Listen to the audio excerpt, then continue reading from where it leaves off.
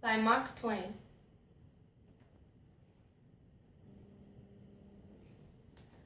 I am almost a whole day old now.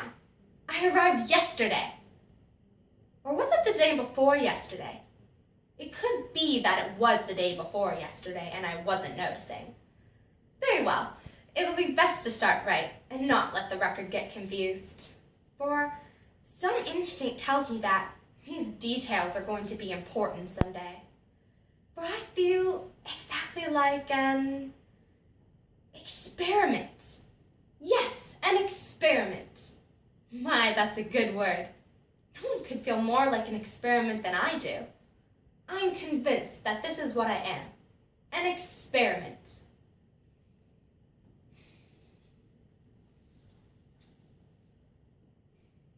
I will have to be watchful, for some instinct tells me that eternal vigilance is the price of supremacy. Not a bad phrase for one so young. And since vigilance is nourished by observation, I will write down everything I have observed. Now, let's see. First, I have observed that there are too many stars in some places, and not enough in others. Oh, and last night, the moon got loose and fell out of the sky. A very great loss. It breaks my heart to think of it, for there isn't another ornament like it for beauty and finish. Oh, it should have been fastened better. Oh, I do love moons. They're so pretty and so romantic. Stars are good too. Stars would look nice in my hair. Although, I don't suppose I can ever get them. Although they don't look it, they are very far off.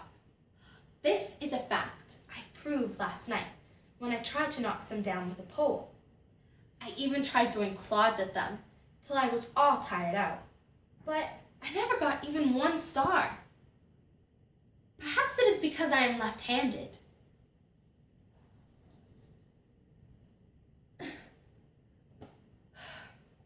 And cannot throw good. I even tried to gather some up at the extreme rim of the circle. But it was too far off and turning cold.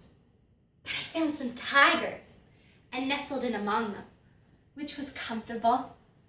And their breath is sweet and pleasant because they live on strawberries.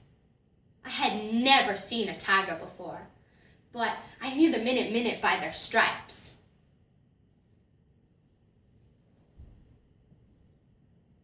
I followed the other experiment around yesterday afternoon to see what it might be for. I was not able to make it out. It has blue eyes and frowsy hair. It has no hips and tapers like a carrot. When it stands, it spreads itself apart like a derrick. I think it may be architecture. Although I thought it was going to chase me, I found it was only trying to get away. I've got it up the tree again. They returned the moon last night, and I was so happy. I think it was very honest of them. It slid down and fell off again, but there's no need to worry. When one has those kind of neighbors, they'll fetch it back. I wish we could do something to show our appreciation. Perhaps we could send them some stars, for we have more than we could use. But perhaps you care nothing for such things. It has low tastes and is not kind. Yesterday, at twilight, it had crept down and was trying to catch the little speckled fishes that play in the pool.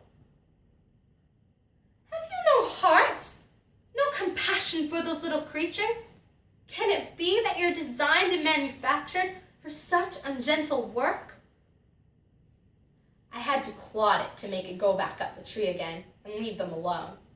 One of the clods took it back of the ear, and it used language.